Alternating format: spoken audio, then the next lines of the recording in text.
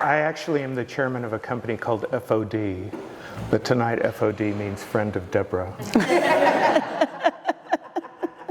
And I think, yeah, I've done a lot of things in my life, but the thing I'm most proud of is that I've had an opportunity to create change and to work to honor and elevate the voices of people, particularly in culture and in cultural institutions, whose work and whose perspective and whose voice deserves to be recognized, but maybe it hasn't at this point.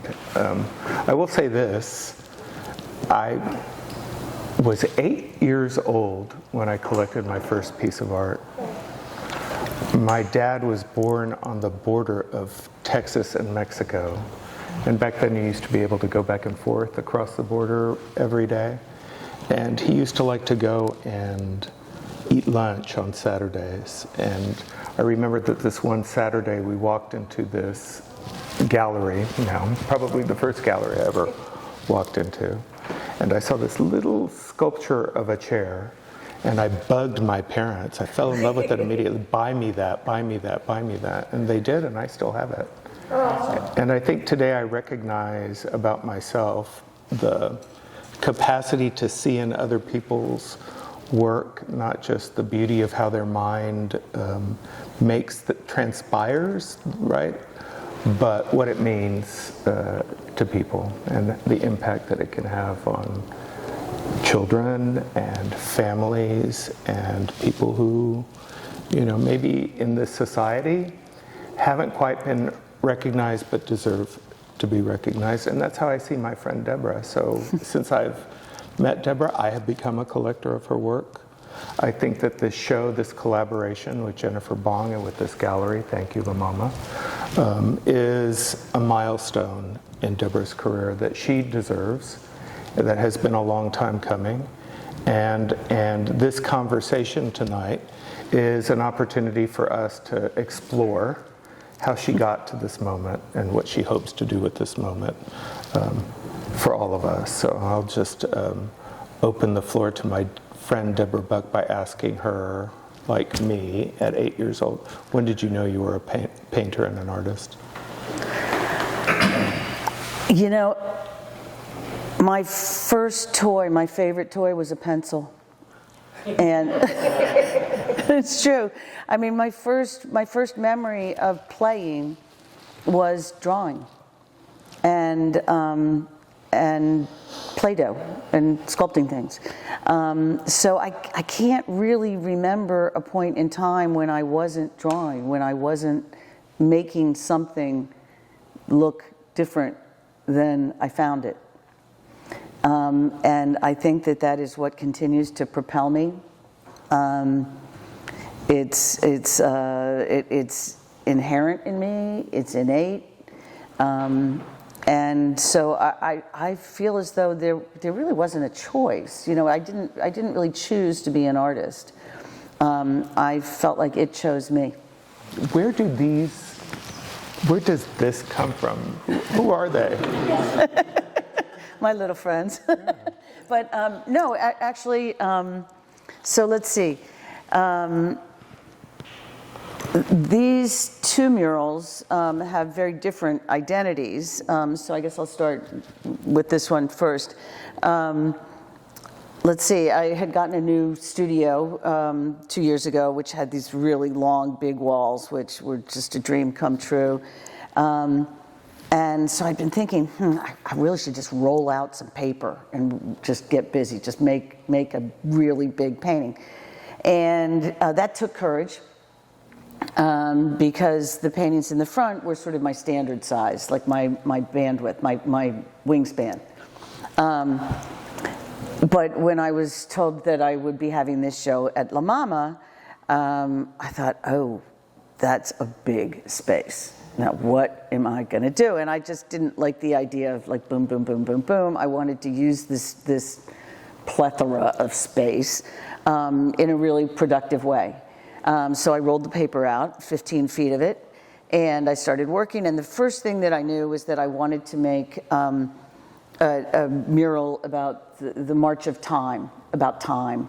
and human beings through time, and more specifically, just because I am so femme forward, I wanted to make it about women, and I wanted to make it about my heroes and about strong women from the beginning of time. Anyway, so these are my heroes, and they went through lots of different iterations, but they start with Botticelli's Venus on the half shell, which is what I always call her, Elizabeth I of England, because what a force. Then the next one is the Empress Dowager of China, who ruled China for, I think, like 88 years, or close there to it. Anyway, with strength and kindness. On top of her head is the Venus of Willendorf. Next, the figure on the bottom, I thought was Gloria Steinem. And then I realized that it's not Gloria Steinem, it's me, and that I had painted myself into this mural. And I thought, but there's You're your own hero. Makes sense. You should be. And the history of artists painting themselves into murals in obscure ways and referencing themselves and their identities. So, and then the monkey sits on my head, and the monkey's trying to catch time, which I'm always thinking about time and how fast it goes. And of course, you can never catch time, and we can never have enough of it. So next are the women of the Middle East, who are my heroes because they endure the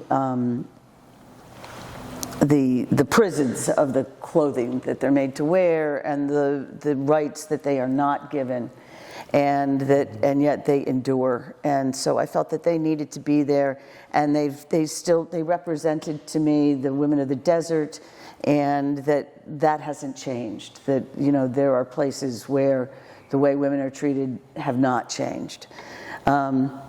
Cleopatra, I've been fascinated by Cleopatra since I first heard her name, I think probably when I was 10, when you were buying chairs in galleries. I was like looking at pictures of Cleopatra. And then next to Cleopatra is a robot woman, because maybe that's where we're going. I mean, maybe you and I have had lots of conversations about AI recently, and, you know, maybe really eventually robots and computers will be telling us what to do instead of us telling them. And so I needed to put that in there. And then there's a mashup of cultures with a French king, but I've put a Zulu mask on him. So that's a mashup. And the collaging? So, so again, you know, it was really hard with this one, especially I'm used to being able, if I'm frustrated with a work or I need to energize it, to go from one end to the other in one brushstroke. I mix up a huge pile of a paint of color that I just feel like that would please me, because this painting is not pleasing me. So I'm just going to mix it up, and you know, it's that thing that sometimes the thing that you need to go forward is the thing that you really love, and you have to remove it. So in every painting, I think most painters will agree that there's always this piece that you go, wow, I did that. Wow, that is great. And sometimes, and you almost always, it's that thing that you think, wow, that was a genius moment, is holding everything else back. And so I mix up a big pile of paint, and bam, that's the first thing that goes. And then I'm free. And Does this feel like a breakthrough? So, yes, both of these are enormous breakthroughs. So anyway, so that, and I'll get to later, or now anyway, the act of destruction is part of creation. And Picasso said that every painting is the sum of its destructions. And I have always believed that. I've always felt that the history of the art making, of the painting, is right there. And in my work, it's all there. whatever I've taken away leaves room for what's to come next, and eventually to get to the resolution. So with these, since I couldn't do that, I needed to do something really radical in order to really charge it up. I needed to get energy into it that I didn't feel that they had. I had labored too hard over making these figures talk to one another and stuff. And so I had a bunch of paintings that were not quite resolved. They were good. They had great pieces of them, but they hadn't really had a totality where I just went, oh man, that's really good. I can't wait to show that. So I started chopping them up. And from the minute I put one thing on top of that was sort of out of context, on top of that, it started to energize. And I went, oh, okay, oh boy, this is scary, but you know, here I go. So that's how that started. And so you'll see that there are pieces of other paintings that, you know, are not part of that whole, but that have been added to it. And yet, yeah, I mean, I think I kind of fell in love with collage. And then when I came down to the gallery with Jennifer Baahng, who curated this show brilliantly, she said, well, that's good, that's where your mural goes, but you need another one right there. We're going to get to this one. This seems new too. This is new. Okay, so we're sitting here under a portrait called I'm No Angel, and she's not. But speaking of Picasso, right, and where did this come from?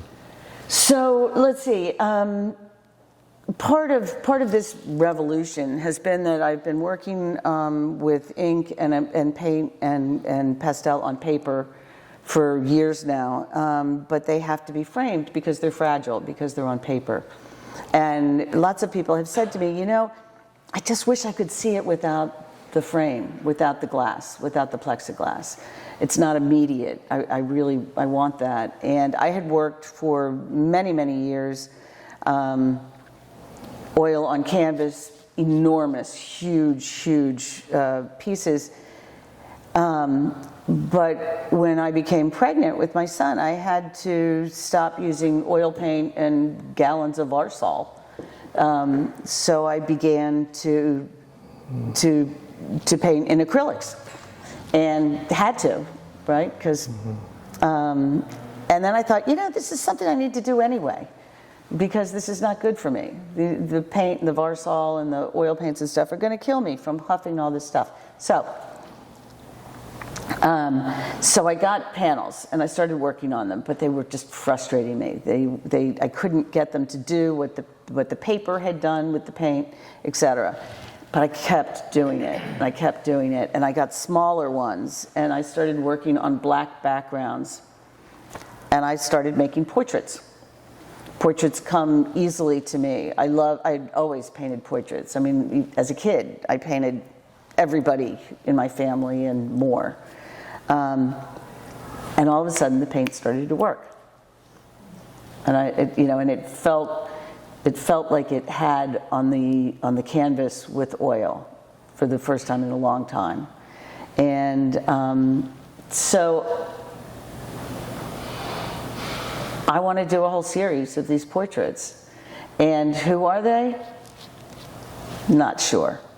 Don't know. Is she me? Maybe. I mean, she's a part of me, but she might be part of a whole lot of other people too. And she might be part of everybody. And so, yeah. And so this confluence of getting it on the panels and being able to collage and make a whole new way of looking at my own work has just been like a brain transplant. Let's talk about the curator for a minute. Did it take the influence of a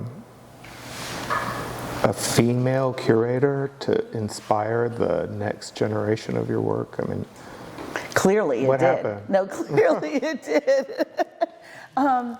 That's a great question. I think probably so.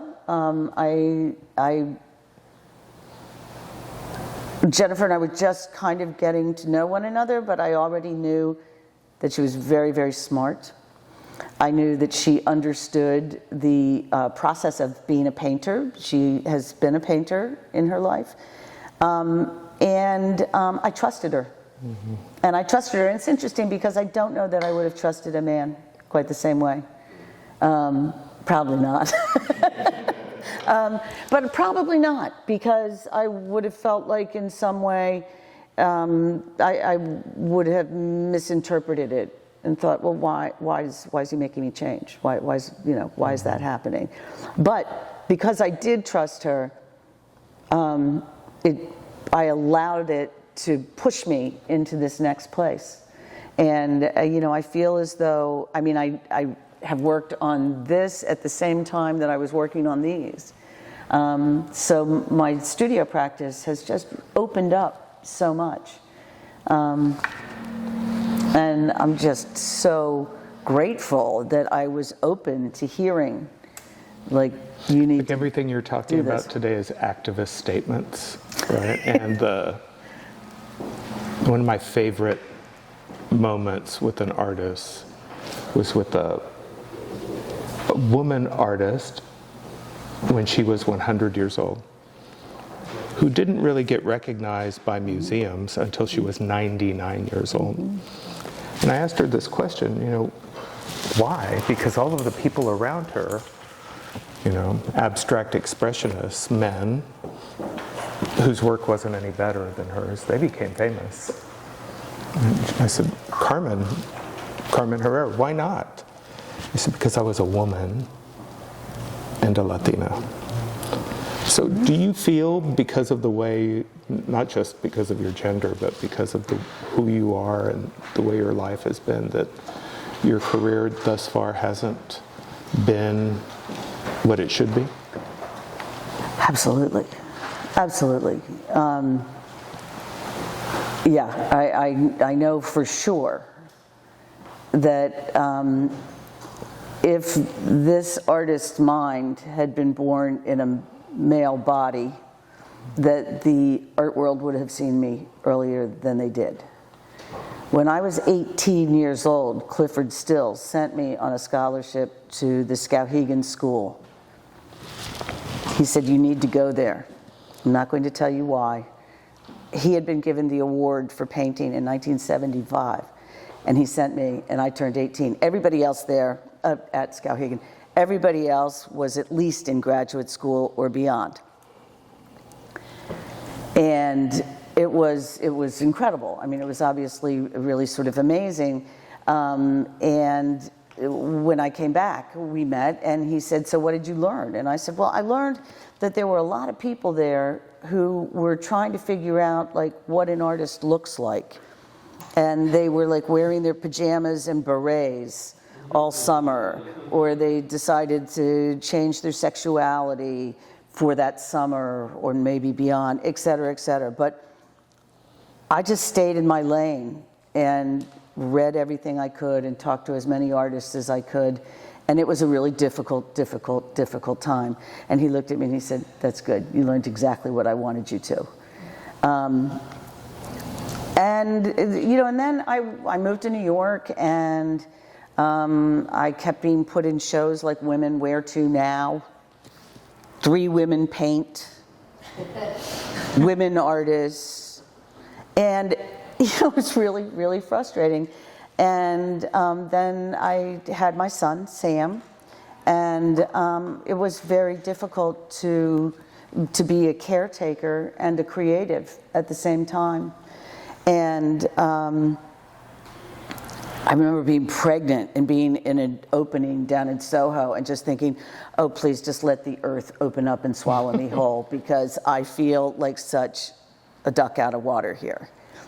But anyway, so I, like many women, found like a small area in my house, in my apartment, and I made a studio, and I kept painting, even though I didn't have the time really to put into the studio.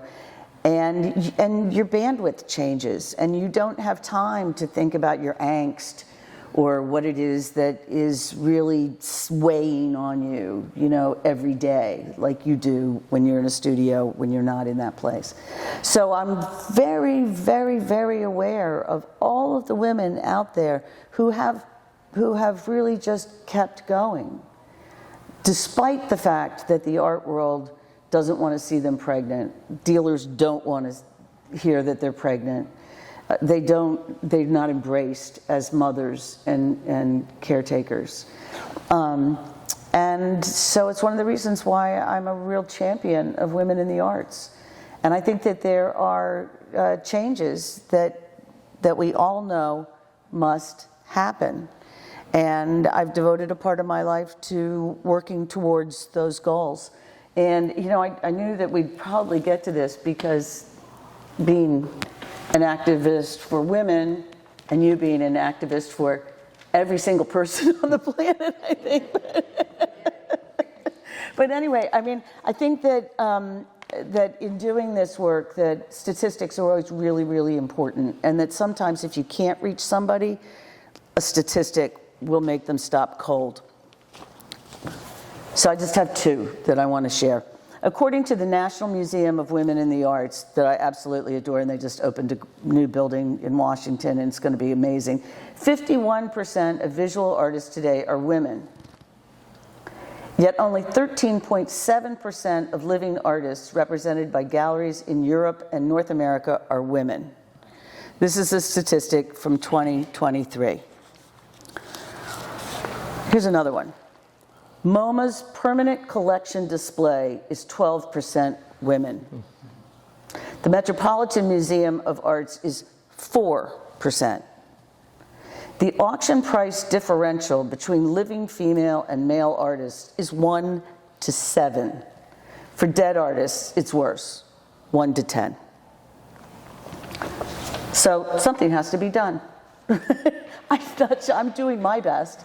But it's an interesting moment for you, though, too, because like your artwork, your activism, now your philanthropy, right? You're turning your experience out to other women.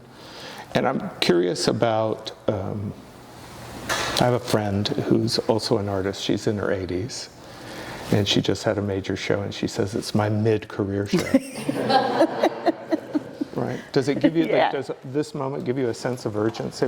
How does it feel now to have your first kind of milestone solo show that feels this way? In 40 years.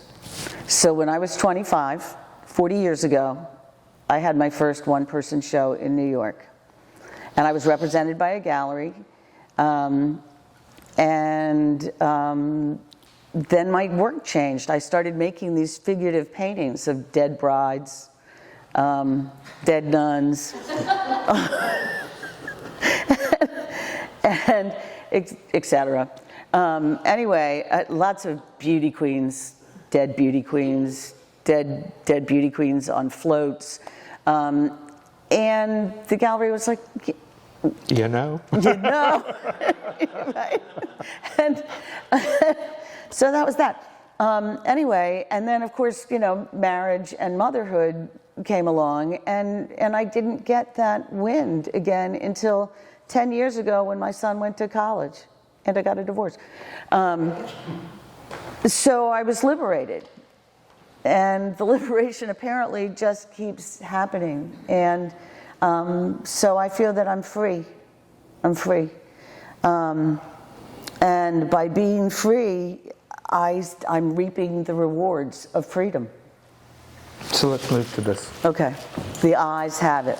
Mm-hmm. Okay, so a wild thing that happened. You love eyes. I do. You see things. I see things. Yeah, the eyes for me are the gateway to my intellect and my imagination, because I feel as though my strongest sense is vision, and that the way things look has just mesmerized me since I was small. So it's interesting about the eyes, and these were 6 paintings, and by laying out these paintings that I was going to collage together, I looked and went, wow, this is all about eyes. And then I realized that I had been painting eyes for a long time. And I was in a show at the Jennifer Baahng Gallery, and it was called Picasso, Welcome to America. And Jennifer put together the works of contemporary artists who she felt had been very involved with Picasso. So now, as a kid, who did I look at? Picasso. There wasn't the internet. There weren't artists on TV, but there were books. There were art history books in my house. And so I looked at Picasso and thought, wow, everybody seems to like him a lot. And I did too. And so, anyway, but what was interesting is that that I've always thought that my work was flat, that it looked flat. And I also knew that I don't have great depth perception. I had eye operations as a child. My eyes don't work together. So that's called stereoscopic vision, right? So, but no one can be in someone else's eyes. I can't see how anybody here sees things. I only can know how I see it. So as I was preparing for this show, I Googled Picasso, eye problems. And sure enough, from Harvard pops up this whole paper on how he did not have stereoscopic vision either. Wow. That his eyes worked independently, and it was thought that he saw flat. And I just went, wow, wow, wow, wow. It was just like a thunderbolt, a real thunderbolt. And at that point, I thought, I'm not going to try and make everything 3D. I'm not going to try and find the vanishing point. I'm not going to try and find the foreground and the background. I'm going to paint like I paint. I like everything sort of up close. And I think that's why. And it's really great to be at this point in my life to finally go, it's okay. It's right, this is how I paint. So when you look out into this gallery and you see it set up, what is it? What do you see and how do you feel about it? I'm very proud. Mm-hmm. I'm extremely proud. How long was this? I'm grateful. Help us understand this exhibition. How long did you work on? So I would say 3 years. I didn't know I was working towards this exhibition, but all the work here was completed in the last 3 years.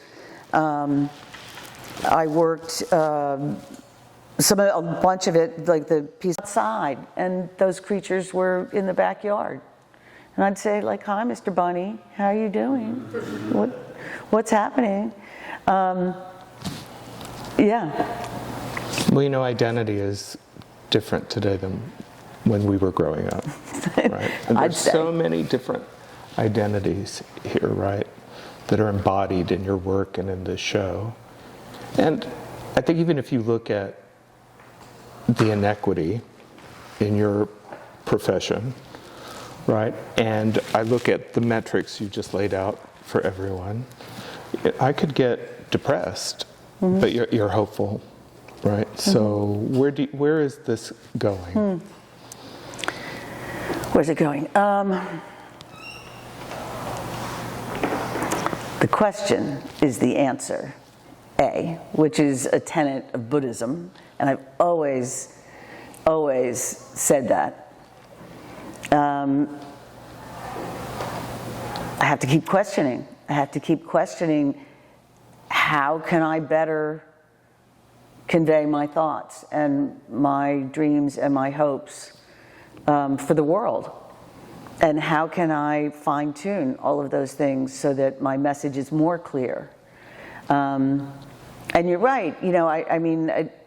Part of why feel that activism for women in the arts is so important is because I do feel like we can attain these goals. They're not unattainable, but without being able to speak to them, they won't be realized.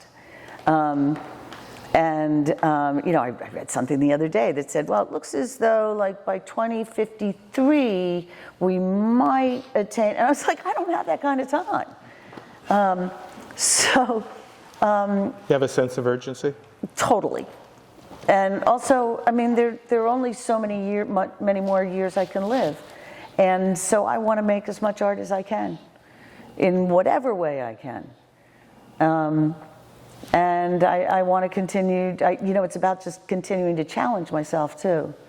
And to challenge viewers to look at this art and question, what is this? What is it she's trying to say? And so that I can be clearer and clearer. So where's Deborah Buck going to be in 5 years?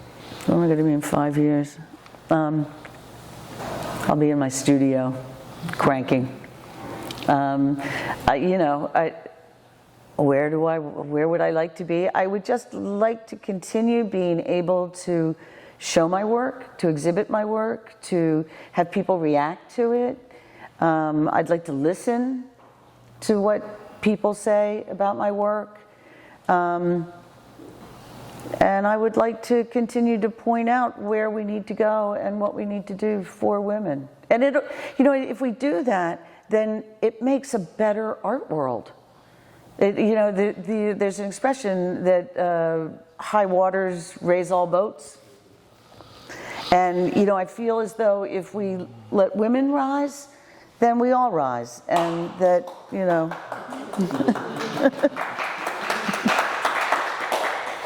So that's where I'll be. But who knows, I've done a lot of things in my life, all of which were very creative, even if they weren't specifically paint on paper or canvas. I think that's the other thing, is that I know, having done all these things when I was frustrated because I wasn't supported by the art world, that as long as I'm making, as long as I'm being creative, then I'm firing on all burners. I just have to keep making. I just have to keep being creative in whatever shape or form that is available. Any dream museum collections you want to be in? Well, not the Metropolitan, clearly. Sure. I'd like to be in the National Museum of Women in the Arts, because I think that what they've done is pretty radical. And I think that totality of support for women is a really great place for somebody who's adamant, like I am. And you know, I don't want blockbuster. I want, like, this was such a great opportunity because it was a place where people could really look at the work. There aren't hordes of people coming through.